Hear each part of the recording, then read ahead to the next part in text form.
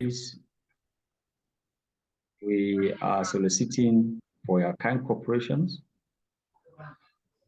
Try as much as we are soliciting, we are begging for that. If after all this begging, we found a participant is still adamant to do so,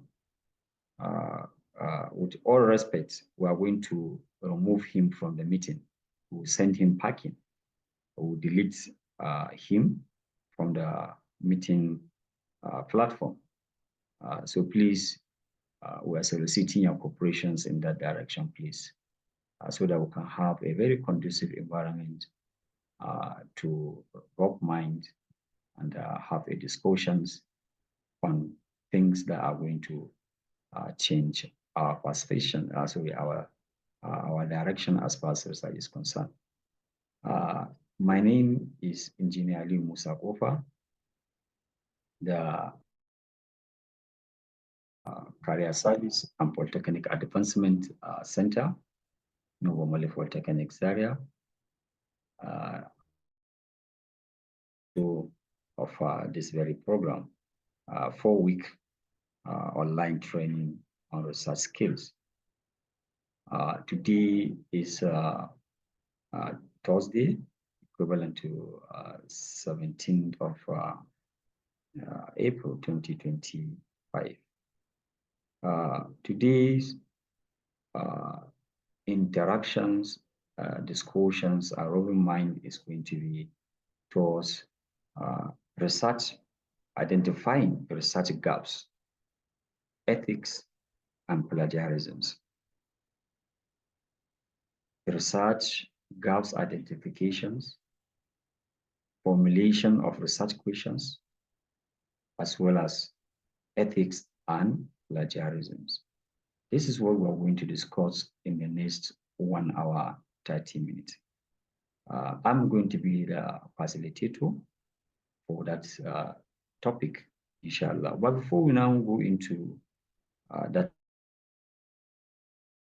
I want to use as a coordinator to at least show our appreciations and the manner the participants are doing the demands of these programs. Our first session as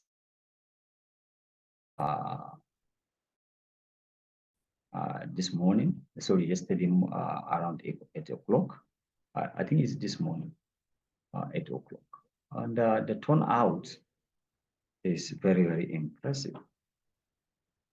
Those people that follow the guidelines, the real that is submitted according to the guidelines, they are almost 100 out of 220 that we have. Then we have some people, some participants that have some maybe the training sessions where we introduce participants to the LMS, that is Learning Management System. And this time around, we're using Google Classroom. We took those participants that attended their free training, what is all about the Google Classrooms, the various tabs that are there, their functions, their capability, and how you can be able to navigate those particular tabs, those particular links that are there in the Google Classrooms. And after that, we also have some newcomers. That is why we decided to extend the deadline for the submission of session 1, as well as we'll make it open to use either the comment sections or the announcement or the stream where announcements are made. So in that particular case, this particular can I say liberty is only for this assignment. As we are coming to see we are going to have our second assignment by tomorrow morning, which is going to be submitted on Friday, on Saturday. We are not going to accept any assignment that is not submitted following our guidelines, because we cannot grade such kind of submissions. So please, and I will make ourselves open. Anybody that is having a challenge, we have our technical officer in person of Harun Abdul-Majid. You are free to contact him. He can guide you on how to do the submissions. We're using different platforms.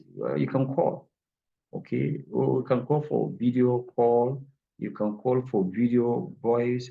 You can do SMS. You can whatever is available for you. Our target is for you to be among that are going to be successful at the end of this training. But we are not going to entertain excuses, especially flimsy excuses.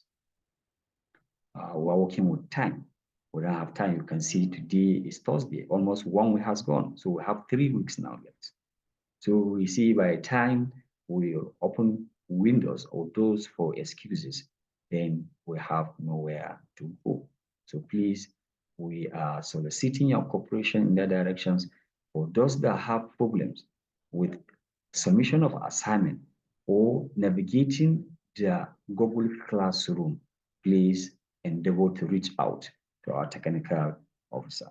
Please, I believe is in the position to handle such kind of issues. Then the next thing is the issue of attendance. Attendance is part and parcel of the assessment. We are taking attendance for everyone and we are recording it. As I told you, we have our method for collecting the attendance list. So please, we are going to use it to calculate your attendance percentage so that we'll know whether you are qualified to go for the final examinations or not, or to be able to be assessed, or we can allow you to continue, because from all indication there are some people that are going to be deleted because they have not responded to any of our texts, any of our emails, and any of our ability to reach out to them as proof about it. So you see, this kind of people, we are going to delete them from the registration list. So thank you very much. We'll entertain your questions as regards to all this I did mentions when we finish today's so we are starting the program. Please, we are saying everybody please should mute his or her mic. We are hearing some noise at the background. Okay, so please, we are soliciting for us to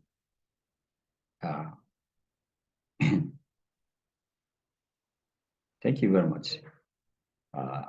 Yeah, once again, welcome to the 4-week online training on research skills organized by Career Services and Polytechnic Advancement Center, Novo Mali Polytechnic area.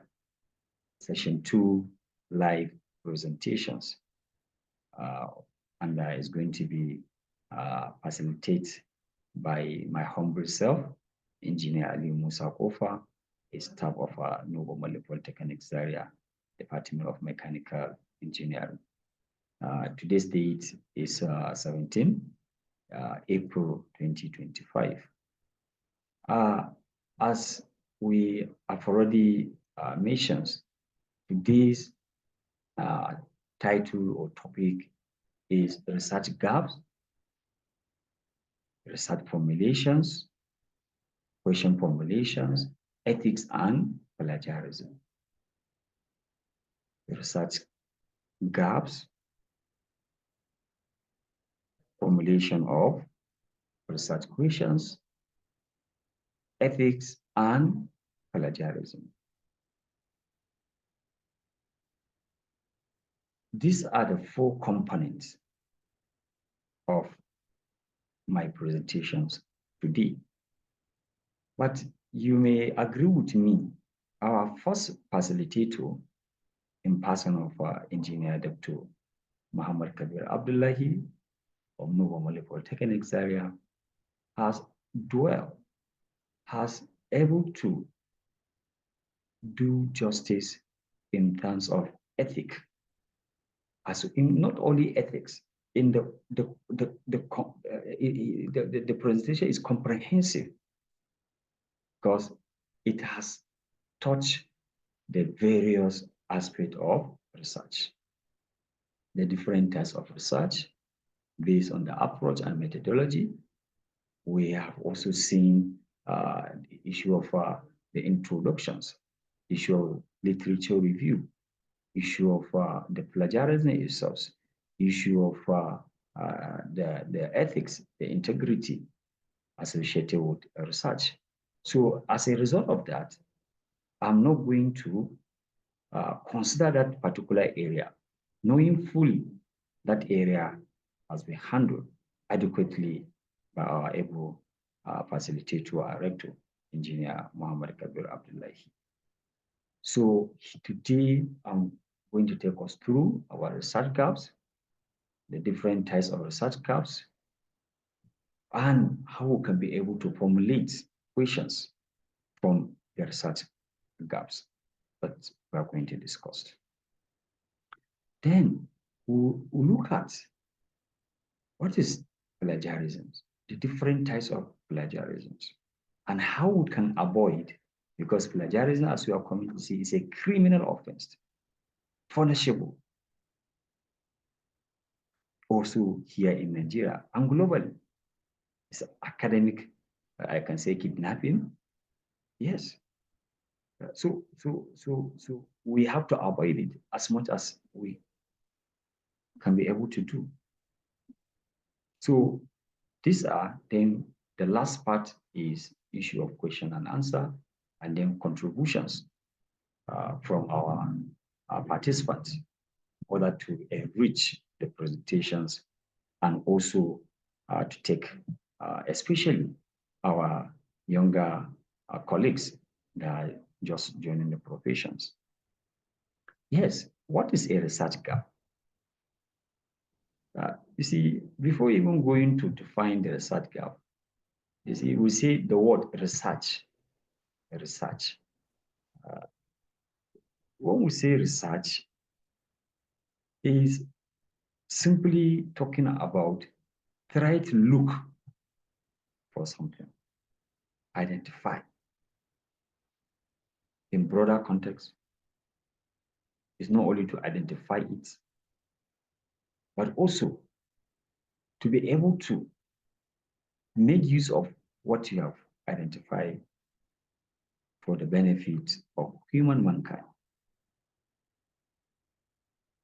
So in the process, we are all human beings. We are not complete. We have our deficiency. We are deficient. That is nature. That is how nature has made up to be. And since we are deficient, you'll find that whatever we're going to do is also going to be deficient. You can't have 100% perfections from human activities because even the planner, the manufacturer, the implementer, and even the beneficiaries are all inefficient.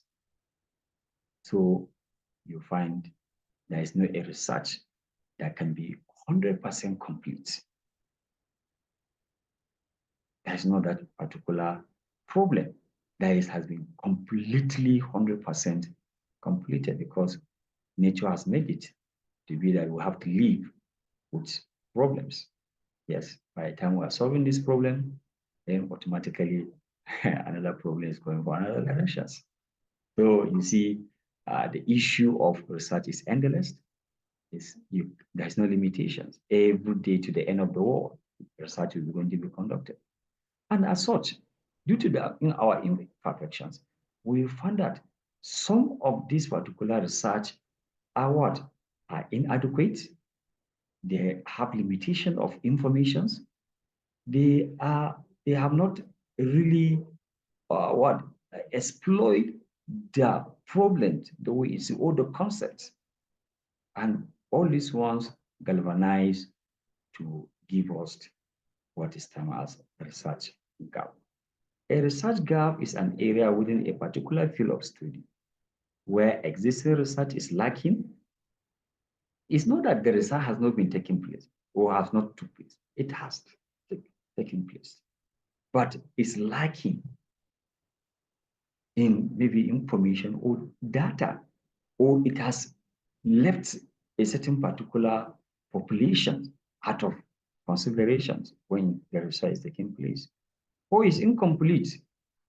Yes, the researcher may be, you find that he has started one way or other, limitation of fund, limitation of facilities, and some other challenge, maybe limited his ability to complete the research. So he just provides the community, academia, or the population would have or incomplete informations, or is contradictory.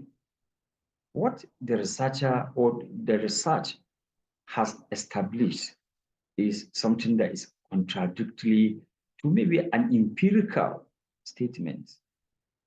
Or yeah, maybe there is already established something on that particular area, but the research is contradictory. So now there is need to verify these contradictions.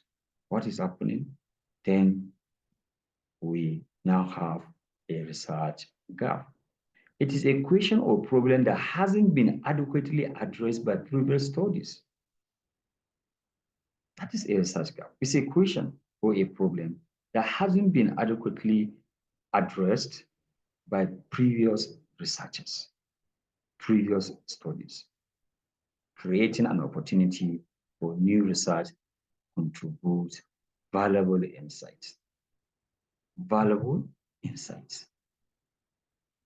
So you can see research gap, identifying a research gap in a particular field of study is one of the essential components of research. And it's one of the research skills that researchers, academia, and professionals need to understand for us to have directions, for us to know what we are looking for us to be able to articulate and manage our resources. Because by the time you go into a market without a what? A list, and you have the money, at the end of the day, you didn't put down those particular things that are what? They are lacking in the household. There's not a particular kind of list. The next thing, you go to the market and buy rubbish. Yes, you have the money, you go and buy some things that already they are even existing. So without establishing a research gap, there is a likelihood to go and repeat a study that has been already conducted, fact already established. So you see, it's going to create issues. What are the key aspects of a research gap? Number one, unexplored area. It can be a topic, a concept that hasn't been studied at all, which is one of the areas that are very good for a first-class researcher, because you know, even the researchers who are categorized into two, we have the first class, we have the second class, we have the third. We don't have time to discuss those classes of researchers. But for a first-class researcher, they are always going for these unexplored area, what is called knowledge adventures. Yeah. It can be a topic or a concept. Then another key aspect is what? On the research area, there may be some research, but not enough to draw a very strong conclusions or explore different facets of what? Of the issue. We have them. Right now, we have some trending research have been conducted, but still, the research is what? On the research. Take, for example, in my field, geothermal energy. Geothermal energy is a field of renewable energy, but is grossly under research in Nigeria. So you can see there is a lot of gaps in terms of policy, in terms of environmental and social impact, in terms of investment and policy, in terms of geological stability and so other things as well. Then another aspect of research gap is contradictory findings. Existing study may find conflicting results, indicating a need for further investigation to clarify the inconsistency. This is another way you can be able to venture your time and resources, go into research. Outdated research. We have some research that are outdated. The modern technology, especially in this advent of artificial technology, has exposed some research that they cannot be viable, they cannot be implementable, they cannot be implemented. They're not implementable. So previous research may be based on outdated context, because now there are some research that have already proved that this particular research in maybe 50s, 60s, and even 70s and 80s were are outdated. They are using they are outdated. We have some technologies, also populations, necessitating new study to be reflect current realities. This is another key important aspect of research gap. Then we have specific context missing. Research may exist in some context, example, specific population, geographical locations, but be absent in other where findings may differ. It's like in the case of data map. Yes, you find that there is a lot of research going on areas like in the case of Eastern Africa, where they have tectonic plates, where they have these volcanoes and so on. Likewise, in the case of the Asian countries. But here in Africa, especially in the Western Africa countries, as well as, let's say, particularly in Nigeria, you find that there is a lot of missing context. The knowledge about that enormous source of energy is missing. So it may require first class and even the second class to go into this kind of research. So because there are some missing gaps, data are missing, validations, most of the research conducted in that area cannot be validated because we don't have either a modern power plant or maybe even a real power plant to validate the values gotten from models. Then we have methodological limitation. Existing research may have used method that can be improved upon or complemented by different approaches. Why are research gaps important? One, justification for research. Yes. Identifying a research gap is crucial for justifying the needs and the relevance of a new research study. That is why you find that in most, it's one of the framework for writing or for research to justify. Maybe you are looking for funds, you are looking for grant. Your sponsor will now say, okay, justify why this research is needed at this material time. You have a very straightforward answer when you have conducted the right work and the right at the right time to establish, identify research gaps. So identify a research gap is crucial for justifying the needs and relevance of a new research study. It demonstrates that your work would contribute novel knowledge to the field. So your work is going to be an original. That is why you see we're always asking ourselves the originality of your work. Your originality would got its roots from research gap. You have already established, yes, there is a gap. So you want to fill out this particular gap. And it's from there you have your justification. Also, number two, it will give you the direction for the research. You won't go and waste your time, waste your resources, waste your funds more importantly. So it will give you a directions where you are going. Is, for example, you are a businessman and you are into commodity. So you always try to find out which market are you going to be able to get quality and what? And very cheaper, so that you can come and make what? Profit. Margin will be high. It's the same thing with research gap. It will give you the directions. So research gap is giving you direction where you are heading to. You know the issue at hand. You know how to go about it. You know now what kind of what methodology are you going to apply. And from there, you start imagining what is going to be the outcome. And all these ones will give you a guidance on how to go about your research. So you can see why we need to have research gap identified. Then advancement of knowledge. By addressing research gaps, new studies contribute to a more comprehensive understanding of the topic. More comprehensive of the topic. Yes, because you are building from where your predecessors.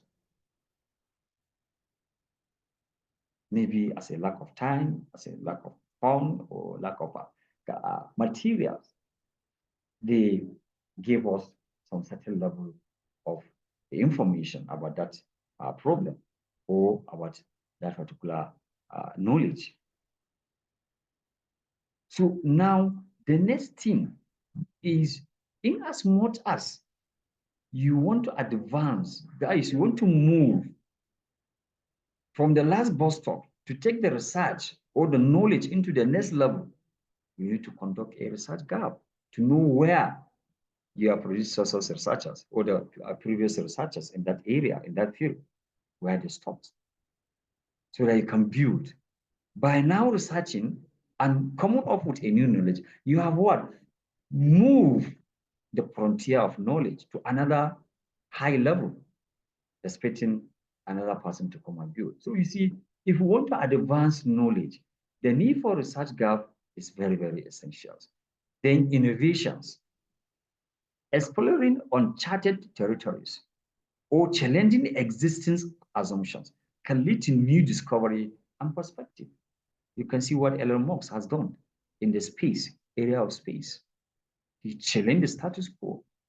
He's the first civilian, or I can say a business entity, SpaceX, that took civilians to the moon.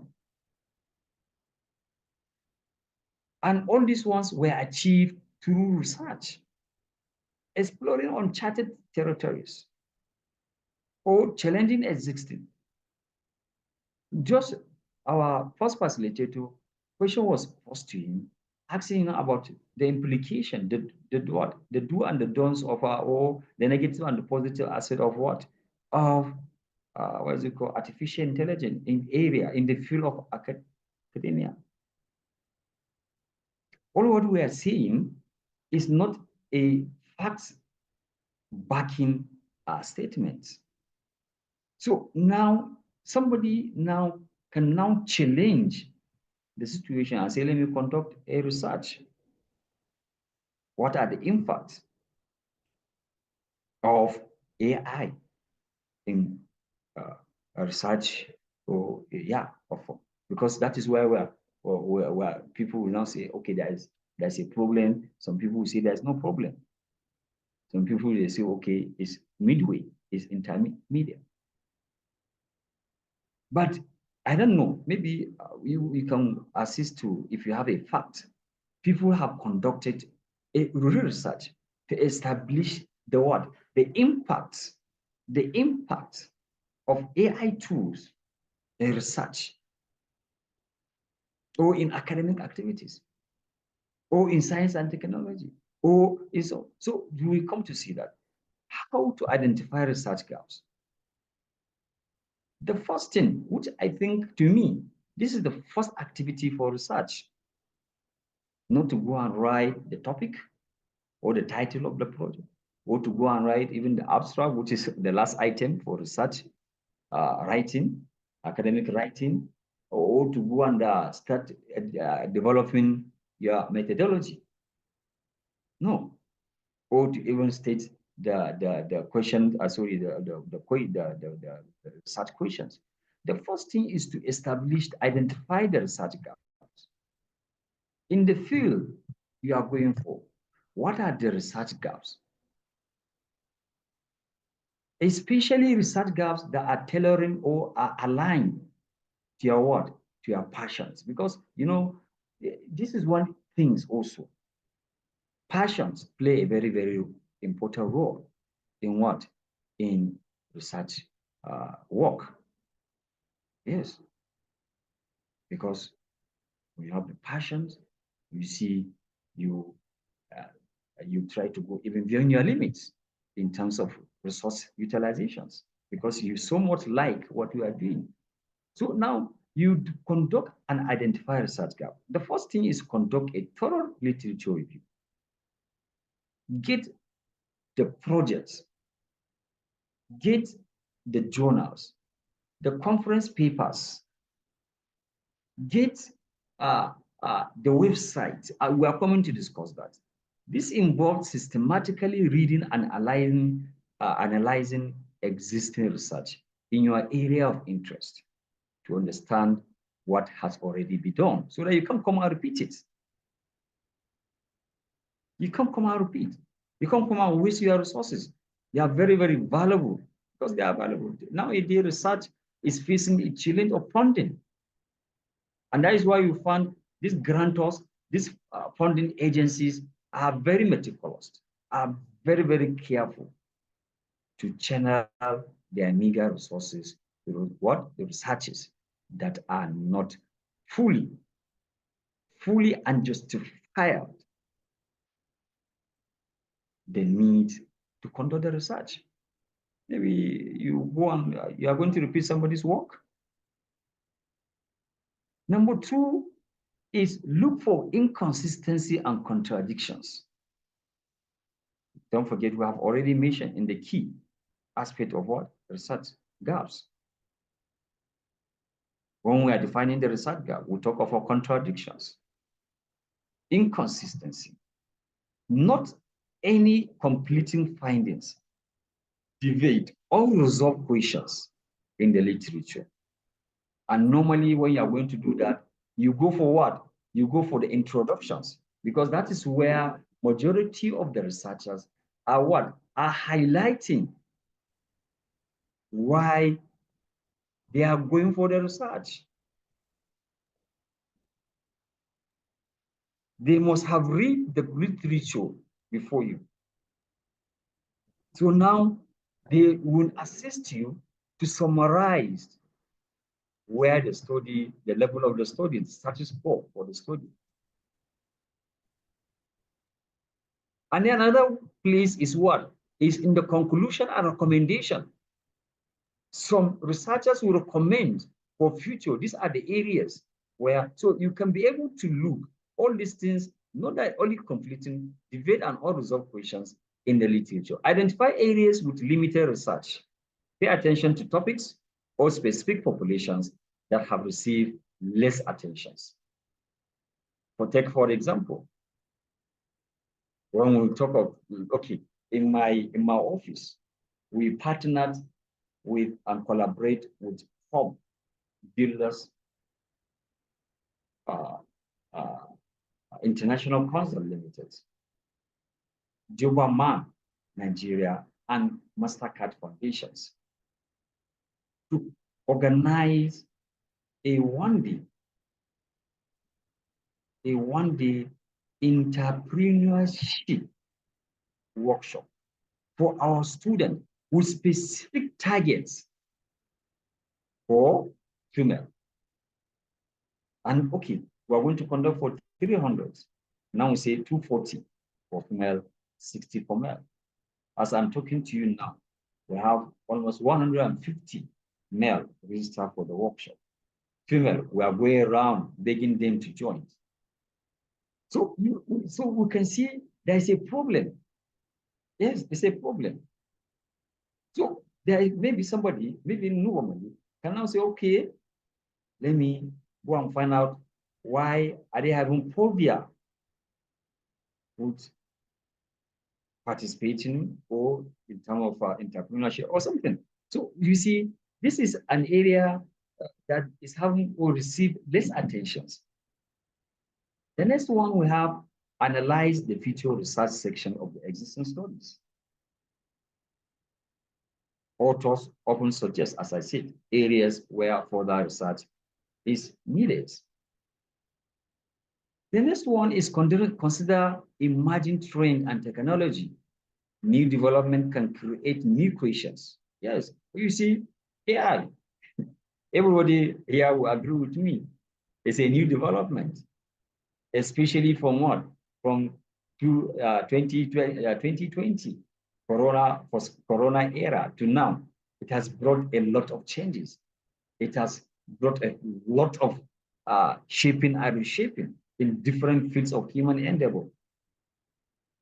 But as it's coming now, we're asking ourselves, can we go with the AI in academia or not? You see, it's a development, but it's bringing another questions. That is all around. This is another way you can be able to establish a what? A research gap for investigations. Engage with experts and peers, especially nowadays with our professional bodies. Discussions can reveal unaddressed questions or challenges in the field. Our professors in our citadel of what? Learning. So we have this kind of opportunities to identify the gaps through discussion with our senior colleagues, our professors, our chief lecturers. Their embodiment of knowledge, being a chief lecturer, being a professor, is not an easy task. So you can share as we, the young ones that were coming up. Let's go and meet our chief of professors in our various departments, in various fields. Let's have a discussion with them. So that from that discussion, we can be able to come up with a research gap that is viable and what is something that worth our attention, our resources. Examine practical problems, real-world issues that lack research-based solution can point to research gaps. Look at the electricity problem like this. Yes. Just of recent, government is coming up, announced that it's coming up with a what? Policy. They are going to ban importation of solar panel. Yes. So you can see this is a real time issue. So our researchers, our innovators, researchers are always innovators.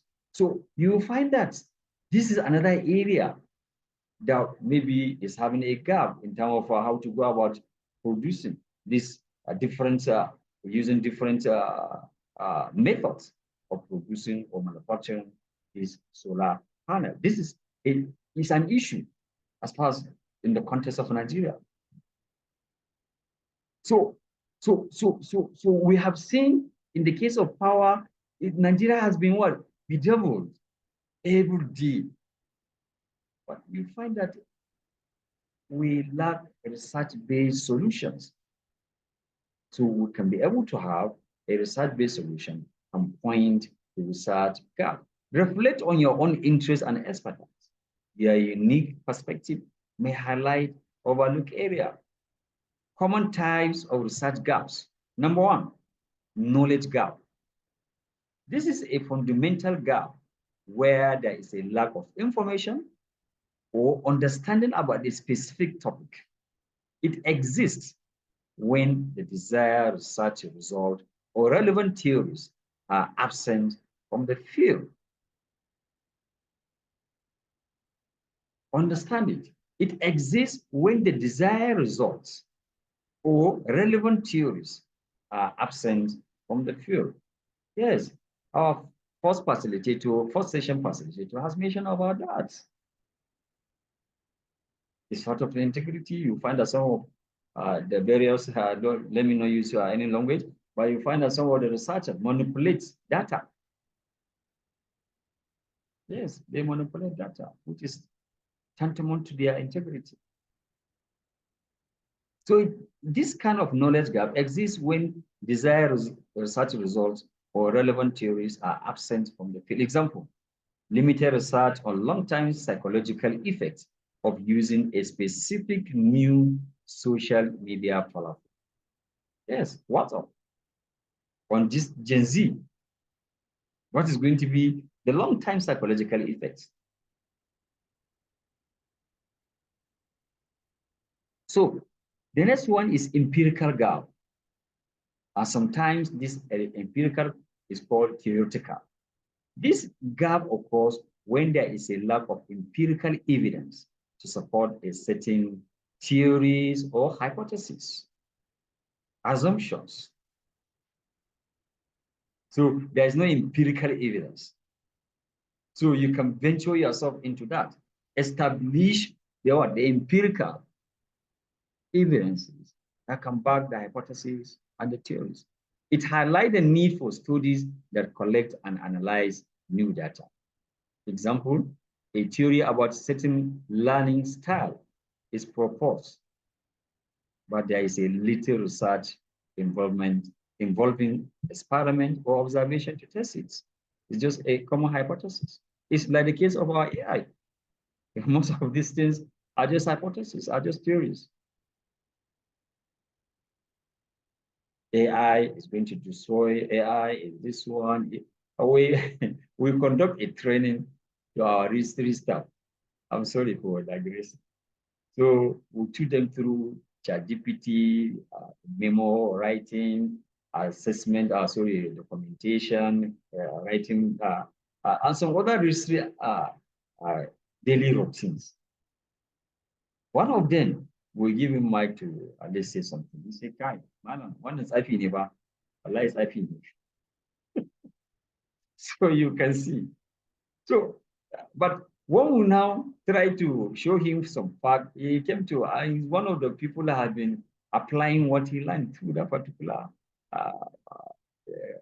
Even yesterday we discussed with him. So we need to disabuse the mind. So, but we need to conduct research that will collect and analyze what data, and so that we can be able to have a kind of what a hypothesis and theories that are backed with evidences. Then the next one is methodological gap. This gap arises from the limitation or inadequacy in research methods used in previous studies. Yes, like in geothermal, you see we have seismic another way of, and then we have a chemical way that these geologists are using. Then you have modern way of now, GPS. So you can see, as we said earlier on, as technology is coming, is creating what? Research gaps.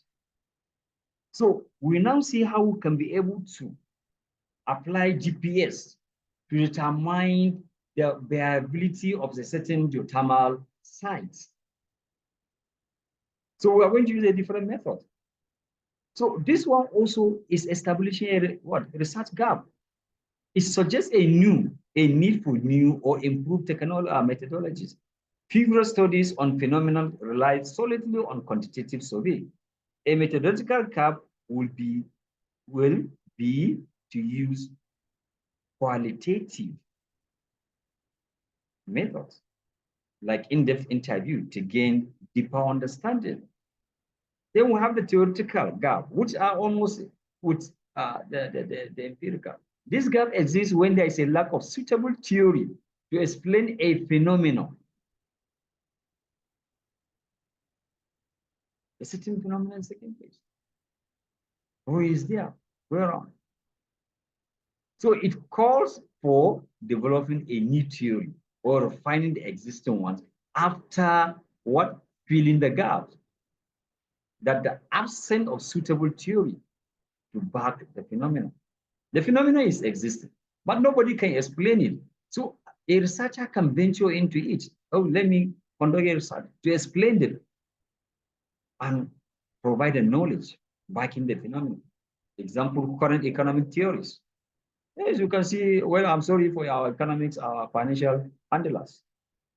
A lot of theories are there written in books. But when it comes to implementation, those theories are proven to be monsters.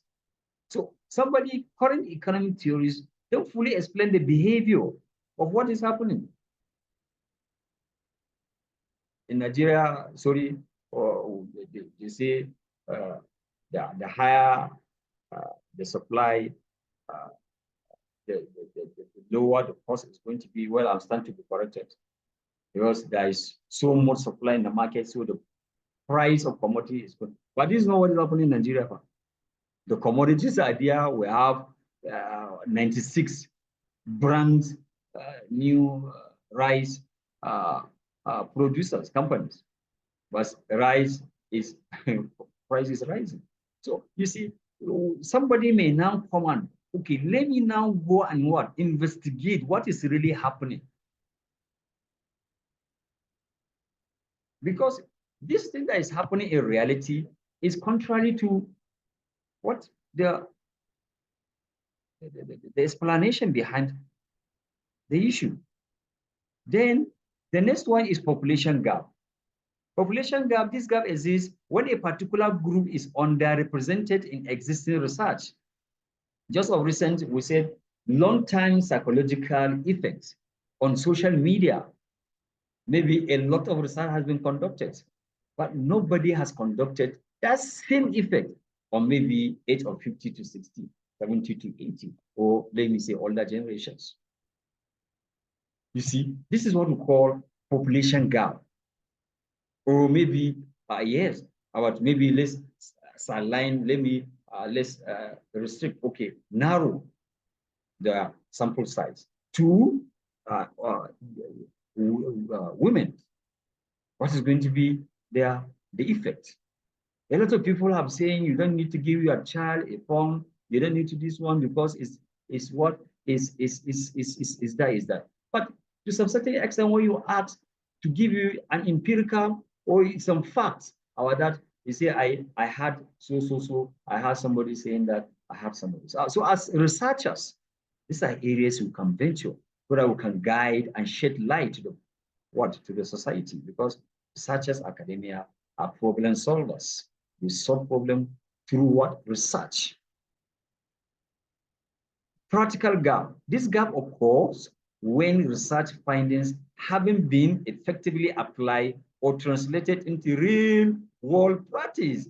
I believe my participants, my listeners, the first thing that will come into our mind is what is happening in our what? Our institutions.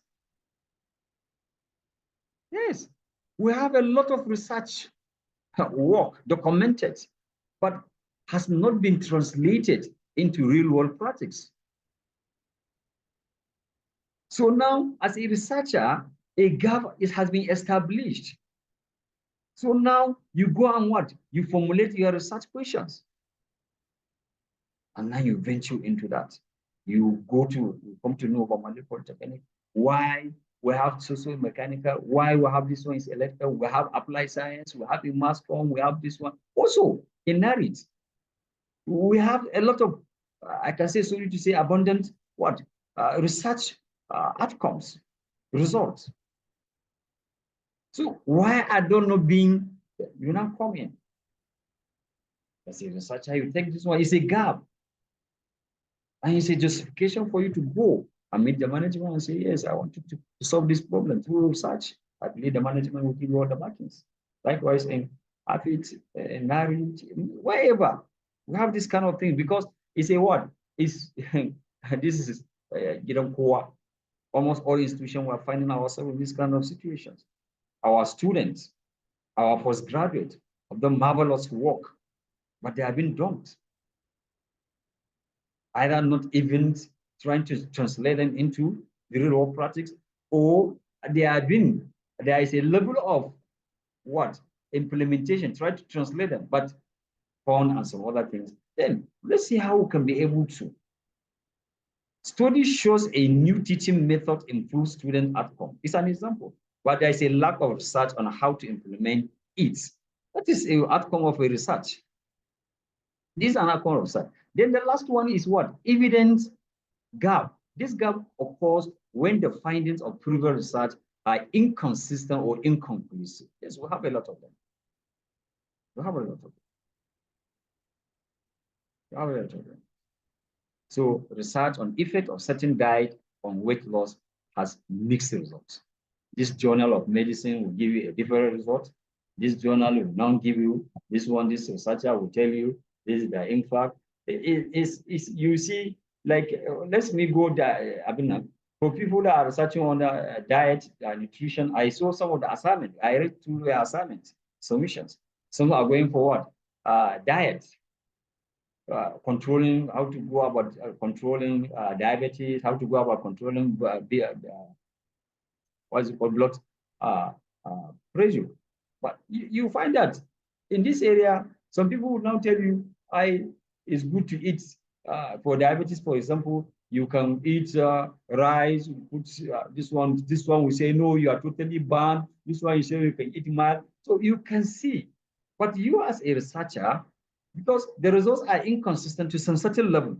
I'm not saying, but they are consistent to some certain level, but they may not be consistent at some certain level or inconclusive.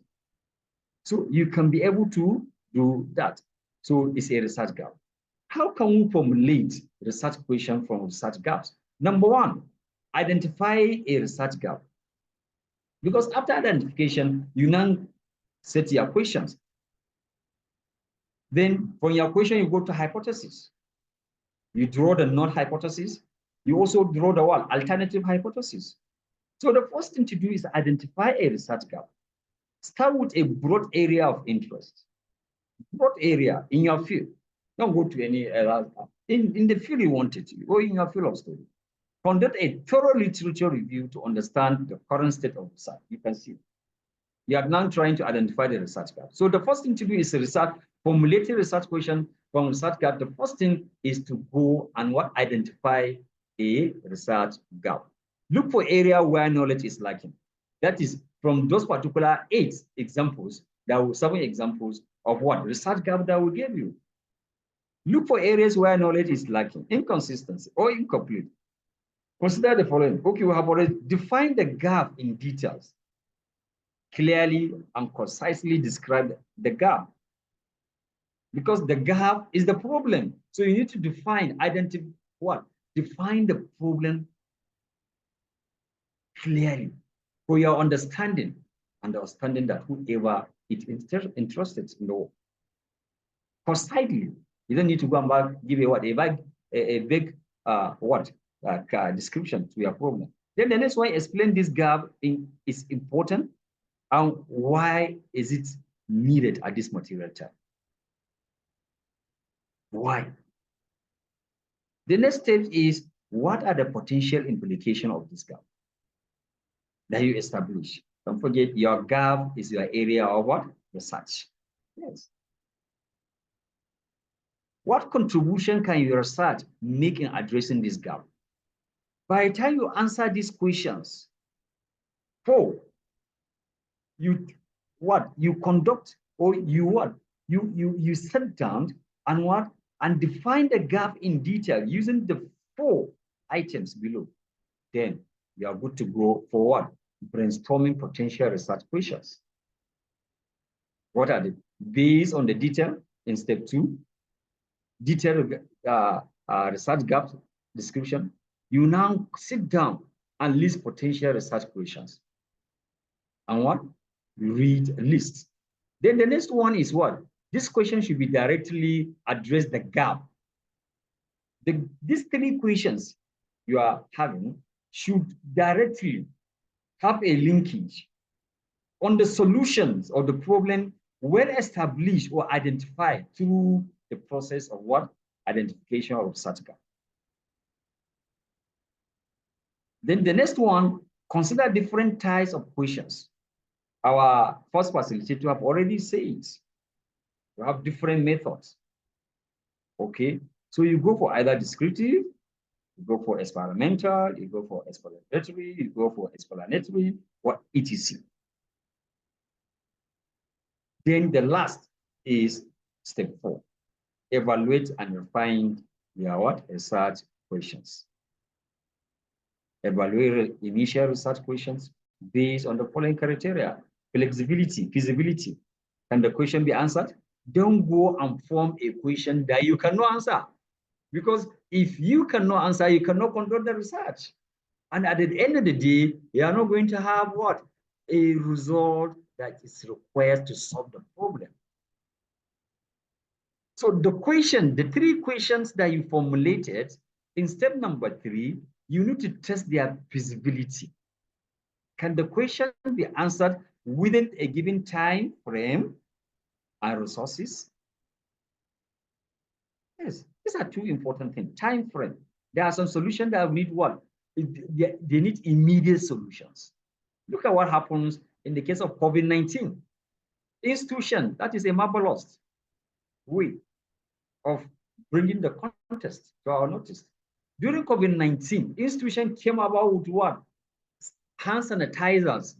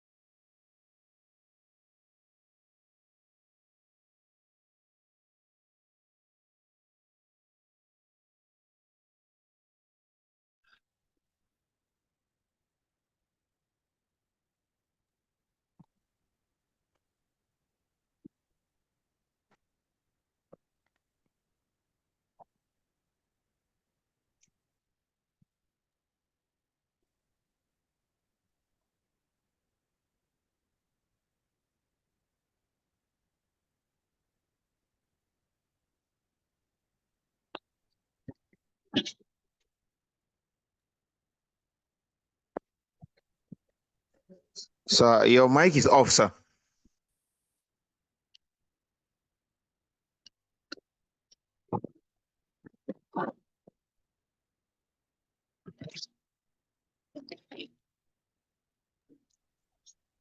Your mic is off. We can't hear you, sir. It's not mic. They've lost connection. Yes. Okay, They've technical lost issues. connection. Yes. Okay. So I We are think they waiting will for be them back. to reply. Hello, he's Yes. having a technical issue, but he will soon fix it and we'll be back soon. Okay. Yes. We are with you, sir.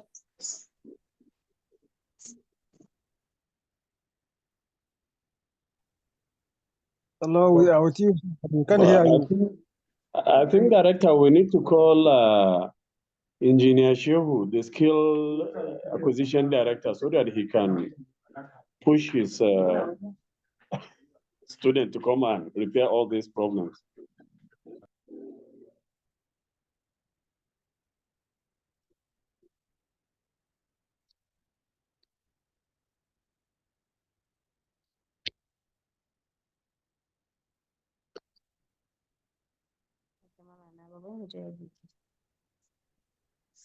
Wani hula ko ɗan kwali.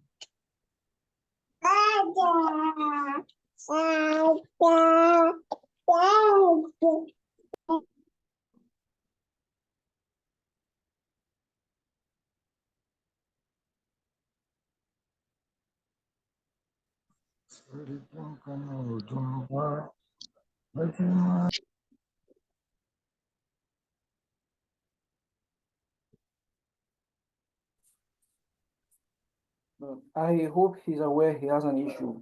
so that he doesn't keep talking and then we all waiting thinking is makes it an issue.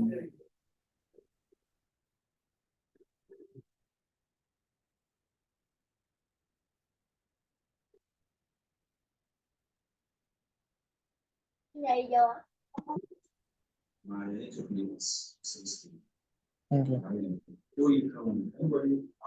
No. Sorry everyone once again. The presenter, the facilitator is experiencing a network issue, a technical issue from his end, but we are working to fix it and he'll be back very, very soon. So thank you for your understanding. Thank you.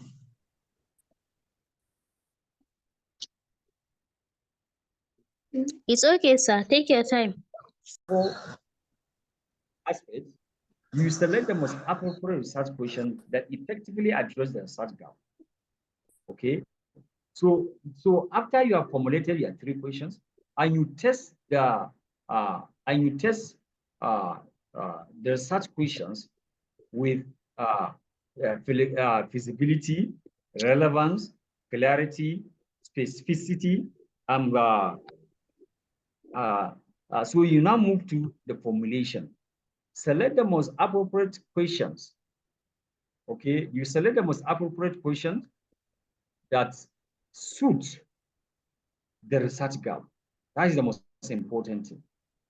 Okay, so once you have done that, so you are going to come up with a clear research questions that will give you directions in your research work. So ensure the final research questions provide you focused for your research and guide for your study, because that is the fundamental aspect. Okay, it will now provide you with the ability to provide a clear focus for your research and guide your study designs, data collections, and data analysis. So you see, by identifying the research gap, you are doing yourself almost 60% of the work, because you know the problem. You know the nature of the problem. You know what your predecessors have done. You know what is being required now. So what else? Is just now to map out. We have what's called mind mapping. Map out your what? Your research work. So now we have seen how we can formulate such questions from where? From research identification of research gap. Now, the second part, we have already conducted our research and we have done everything meticulously to ensure that our work is genuine. Our work is novel. Our work is what? Is adding value to the area we are researching. And in general, knowledge in general. But there is a kind of, which our first facilitator have mentioned, that touch the integrity of your work. Not only changing what is it called? Affecting your integrity or the integrity of your work, but even your personal, your institutional integrity. Moreover, if you are going international, it's affecting the national integrity of your country. It's a cancer nowadays in academia. You can give it another word. Apart from plagiarism, you can call it kidnapping, because you are kidnapping some people's ideas, solutions. You are kidnapping some people's work. So if you can use our jargon to define plagiarism, I can simply say kidnapping or academia kidnapping. Because you are going there, you pick somebody's work, you pick somebody's idea, and you what? And you claim to be yours. So that's plagiarism. So you finish all the research gaps, You finish all the what's it called? The issue of identifications, the issue of you have done all that. But in the process of conducting your work, you what? You kidnap people ideas, keep people what? Word for word, you pick when you come to your introductions. You pick when it comes to the statement of problem. You pick somebody when you come to the specification. You went for literature review, that is the even worst part of it. Then you go for the methodology, you pick somebody's idea, and then so all these things constitute a crime in academic. So what is this plagiarism? Plagiarism is an act of what? Presenting somebody's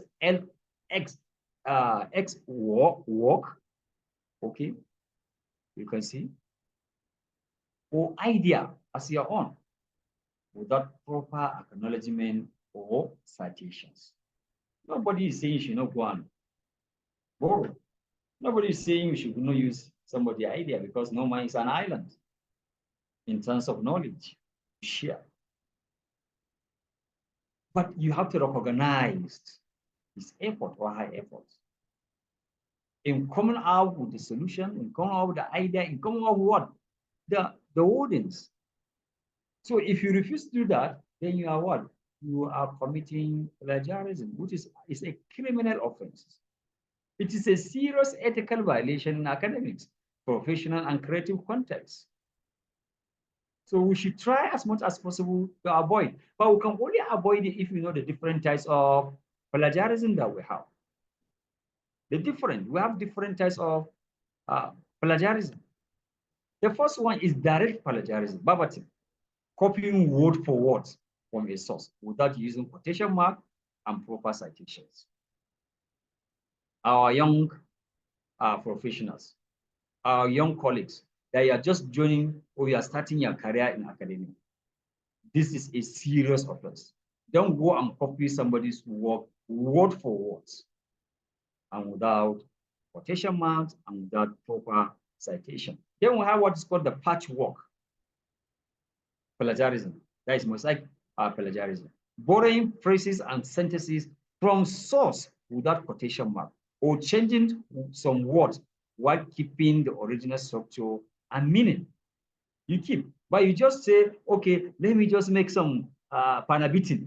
Let me change some word to look like it's my own. But the original structure of the sentence and phrase, they do not belong to you. So you have to acknowledge the owner.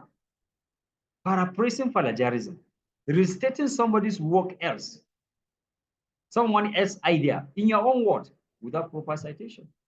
Yes, we have a lot of them. We don't have time to do. I think the discussion continues in our platform. Even if we change the wording, the idea still belongs to the original researcher. Then we have the self-plagiarism. You copy your own work without permissions. You have done work in what? In your, what's it called, undergraduates. And the work is very marvelous. So when you come to master, you say, is my work. Let me just copy. You cannot do that unless you have been given by your what? Your supervisor, because the work now doesn't belong to you. It belongs to the institutions. It belongs to maybe the conference or the journals that you publish that novel work that you have done. Or if it's in school, you must get instructors, your lecturers. You cannot copy the entire work or part of it without permission from your instructor. That is another plagiarism. And this is what has been happening. You say, it's nothing. It's serious when you're caught. Complete plagiarism. That is, you submitted somebody's entire work as your own. Yes. And this is rampant, my dear colleagues. It's so rampant. This has to checkmate.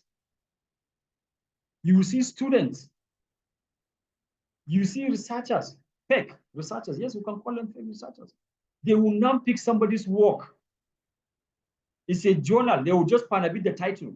They put their name, leave abstract, everything, introduction, everything, references, everything, and they will go and submit and present it in another conference. Because rarely you find some people are doing that in journal because they are afraid of what? Peer review. mechanism being placed. But most of the conferences, they don't peer review your work, so people tend to go there and present their papers. But if you are caught, it's a serious criminal offense. I can recall one of the ministers in Germany, one of the Germany ministers lost his office when he was caught. His PhD work is complete plagiarism. It was plagiarized, and that is how he lost his office. Source-based plagiarism, citing source inaccurately, because nowadays some of the organizers, some of these things are lazy to checkmate all these things. You now go and fake. You call somebody Mr. SSS from 2004, whatever the site. You go there and fabricate the references, a reference. That one also is a serious. This includes citing a source you didn't actually use or providing incorrect information about the source. So we have to be careful. Accidental plagiarism.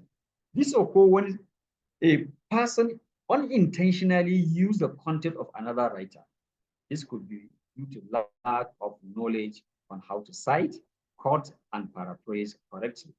But ignorance is not an excuse. Ignorance is not an excuse.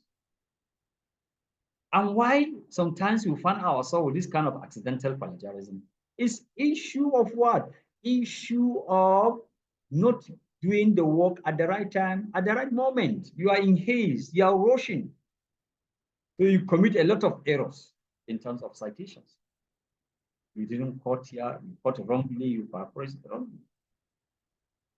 Application. So now we see how to, and please, there is a document we produce, which we are going to share in our Google Classroom, how to avoid plagiarisms.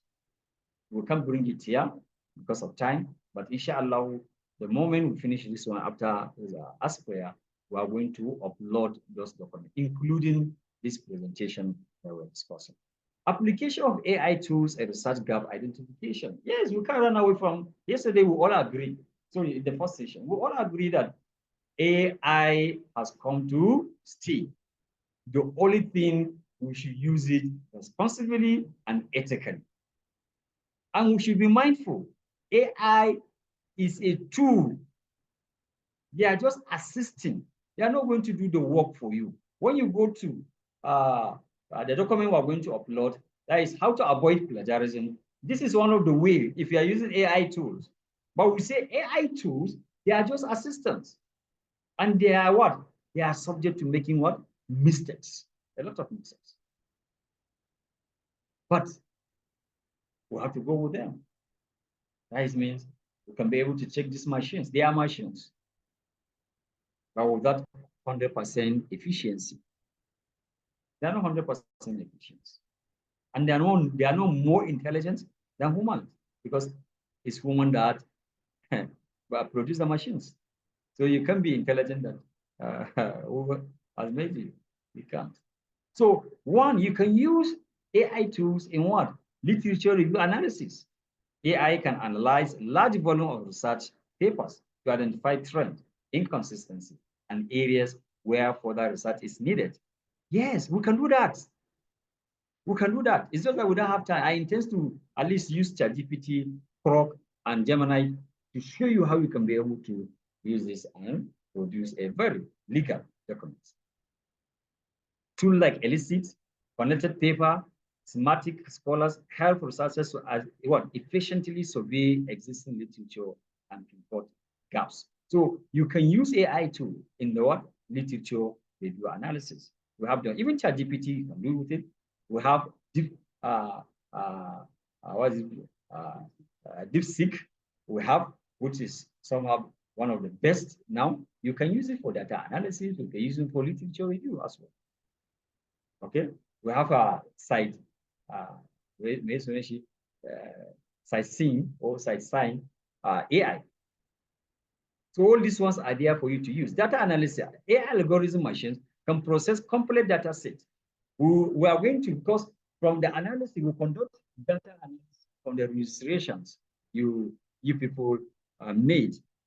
we found that 80% of the participants, that is almost 200 of the participants of this program, they are in need of AI training. Some have, they don't know AI tool entirely. Some they know a little bit. It's only 20%, and these 20% are coming from the PhD holders. I'm going to share the data analysis with you, so that you can guide us, even the facilitator that are coming, to know where to hit their hammer, inshallah. So AI can process complex data set to uncover patterns and anomalies that may indicate unexplored area. Trend forecast. You can use the research gap is not available for now, but the AI can be able to predict emerging trends in the research field for you. Yes, we'll come to that when we come to the AI trend, helping researchers to identify potential gap before they become obvious. In plagiarism, AI tools like Grammarly and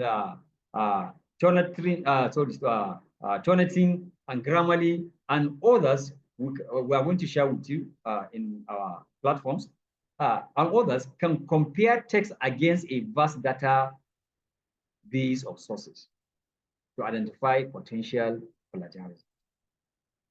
These tools can detect various forms of plagiarism, including direct copying, paraphrasing, and patchwork plagiarisms. They can do even more than this.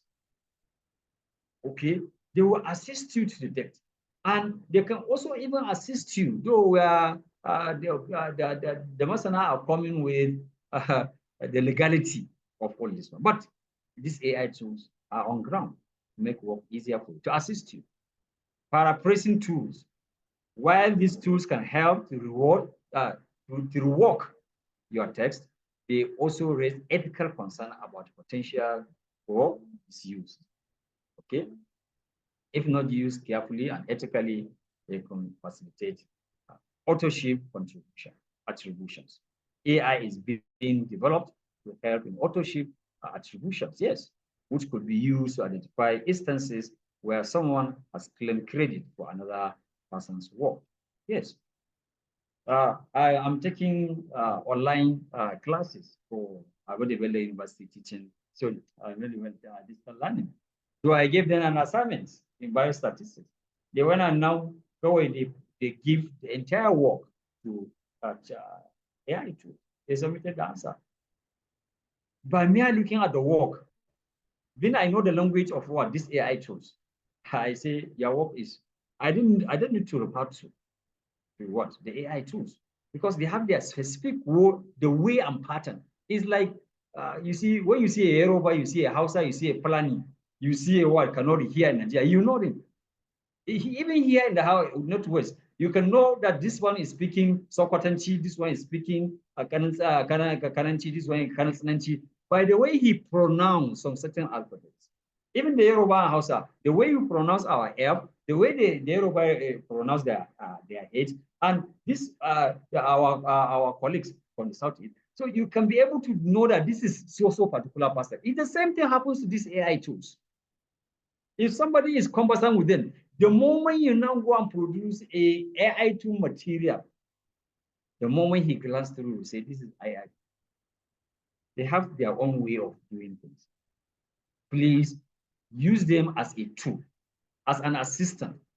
Maybe use them as a secretary. Ask them to produce this, peruse, raise observations, make corrections. They are just tools. They are not to do the work for you. They cannot replace your faculty of thinking. That is your intellect.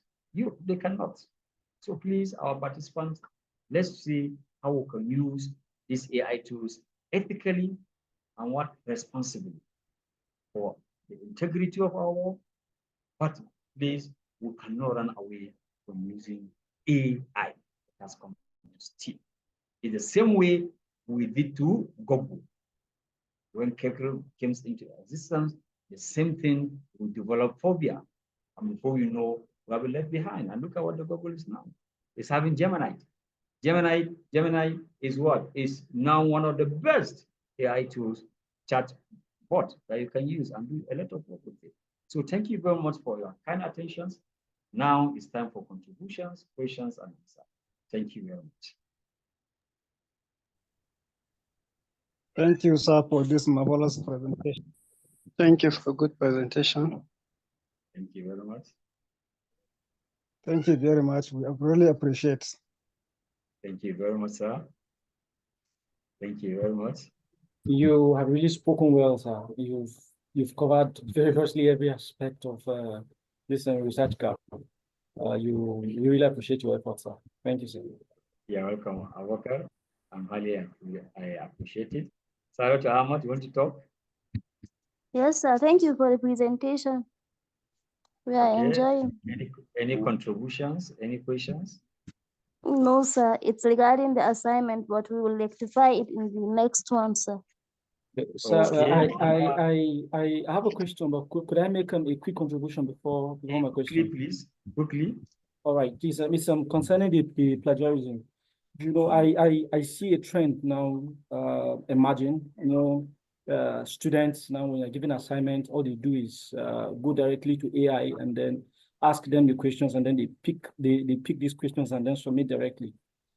Sometimes you try to argue or even put them right, and they argue and tell you that this AI created this out of thin air, but no. So I think if we can, in a way, teach these young ones how these AIs work. You see, the AI is trained on data, on documents. When you ask the AI a question, what it does is that it goes to sources that it has been trained with. It picks these documents, this content, and serves them to you. So definitely, it is picking it from somebody else's work, right? So I think people should know that. Quickly, sir, my question, sir, it's concerning the research gap. You have taught explicitly, sir, but then I want to know, when we find maybe these possible gaps, several of these possible gaps, now as researchers, how should we now decide which one to focus on, given our time and then the budget constraints and limits? Okay.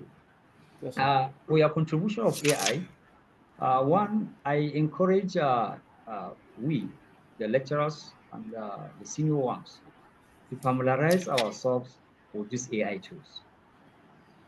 Let's take our time and learn about how these AI tools work.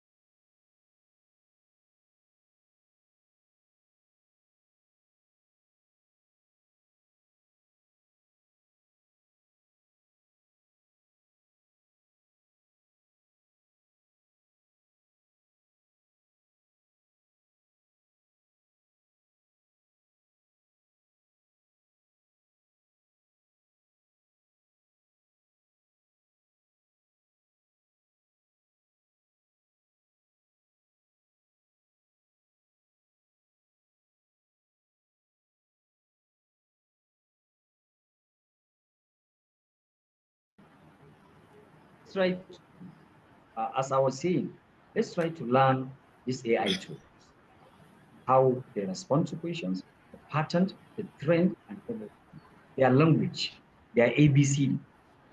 Okay? For ethical use, I'm a member of National AI Practitioners of Nigeria. I'm a corporate member. So we are building some codes, because you can't deny people for using. But like, for example, in case of references, you ask the student, when you use AI tool, ChatGPT, for example, now you ask him to produce the front, front, that the questions they ask the GPT, the response it gives them, and the time. Okay, and they are developing ways in which some other aspects of ethical utilization of AI.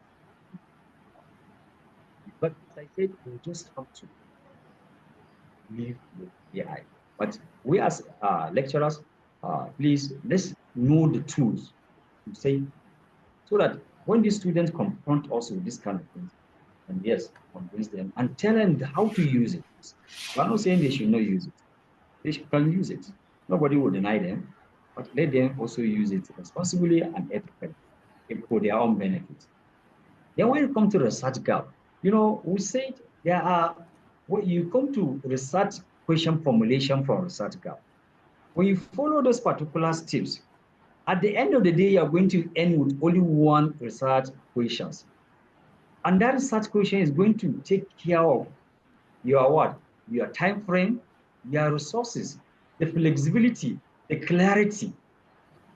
So the most important thing is follow the steps, okay?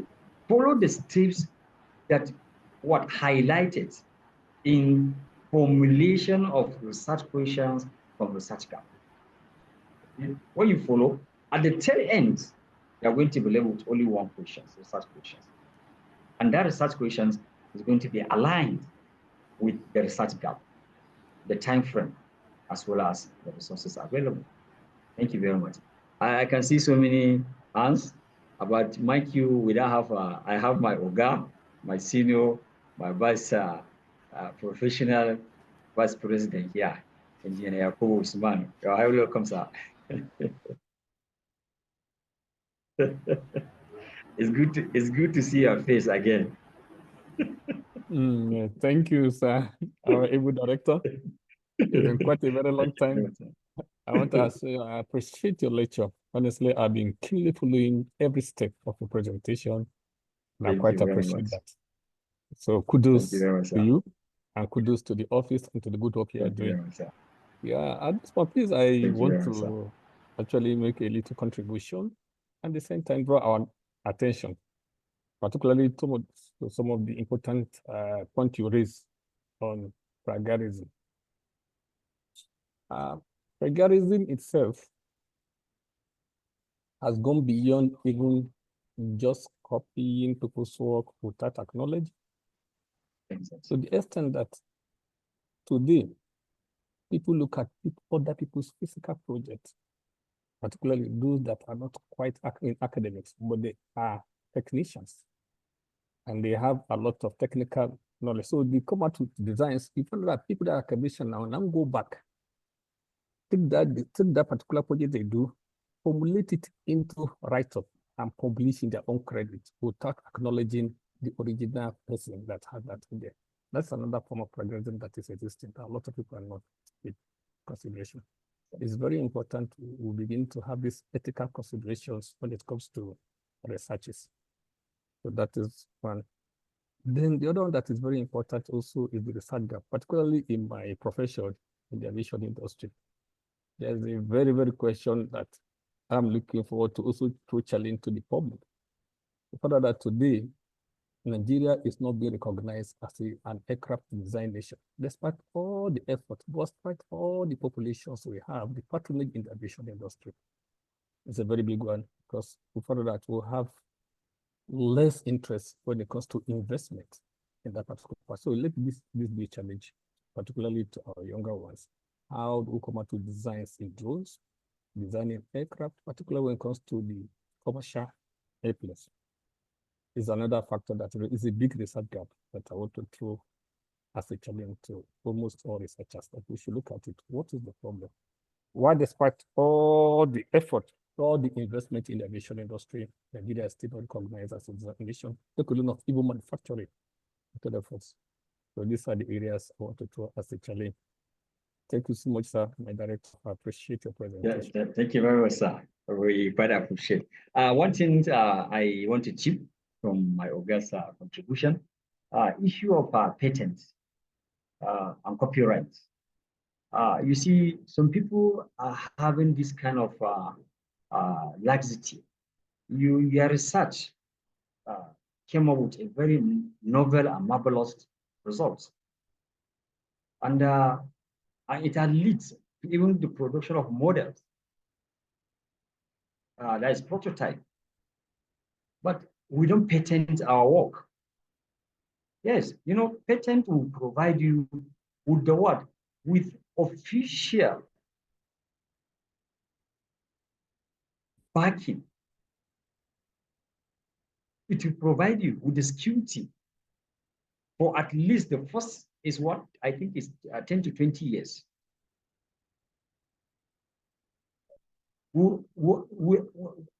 If anybody comes and touch your idea, your concept, and try to what?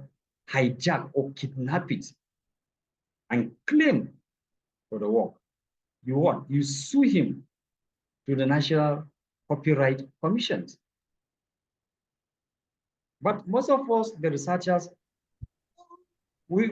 especially the first-class researchers, they will come up, they will come up with a very novel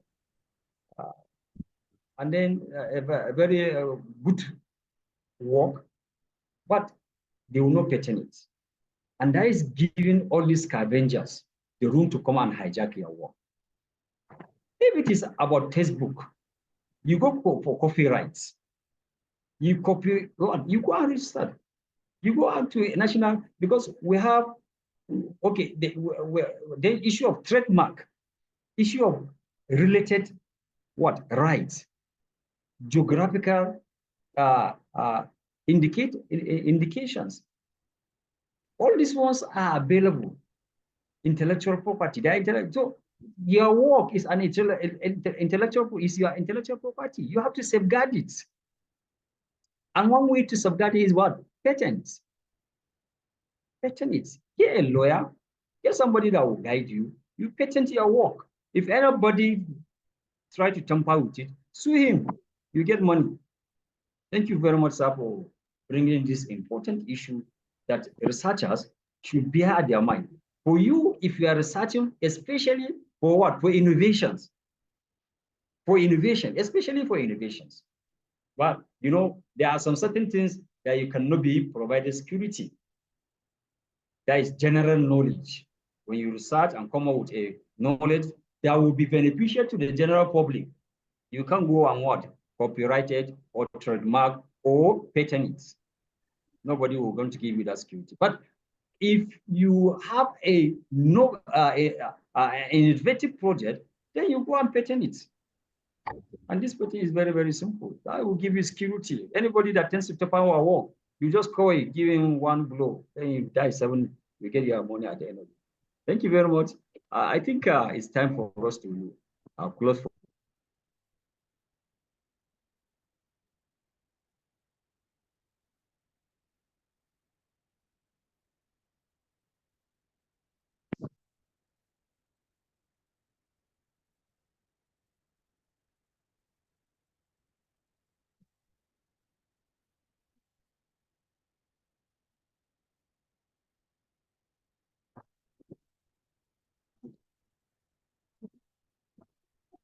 When you say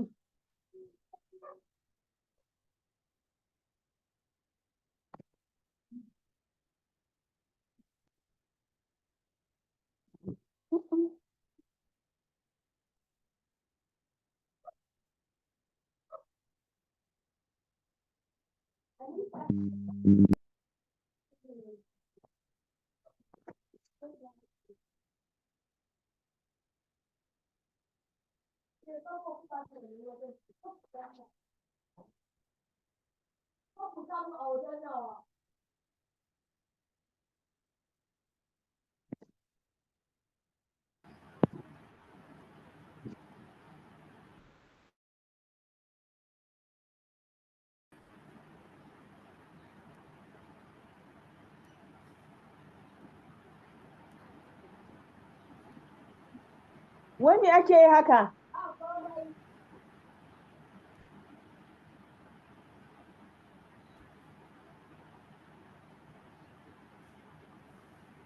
So we are going to have our test on Saturday by 5, inshallah.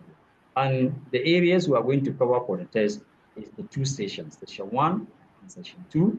And some of the questions will come from the live sessions, and then it will come from our assignment, and then also our exposure, some materials that we share with you.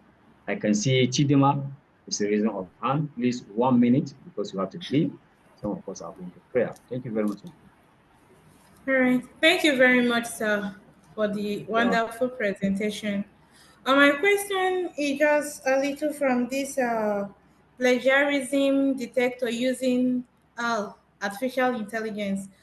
Something happened during the last weekend. A little child was given an essay to write in JS, and after the child finished writing it, out of curiosity, we decided to say, let's check it on this artificial intelligence plagiarism detector, and it was giving us 65% plagiarism. So I don't rate. Is this a machine? Yeah, it's you know, the minimum amount of plagiarism accepted should be not more than 20%. If I'm right, I stand to be corrected. 20% plagiarism. That's 65. It requires my little daughter to go back and rework her assignment. That's 65. Well, of course, to some certain context, certain level, it can be acceptable by some people. But as a child, she needs to be trained to work to at a level of 80%. Okay. Yeah, that's what my problem is. He didn't use any Google, he didn't use any item, she just wrote from her head. And then artificial intelligence is telling us 65%. Maybe there are so much similar words she used. Okay. With some certain work.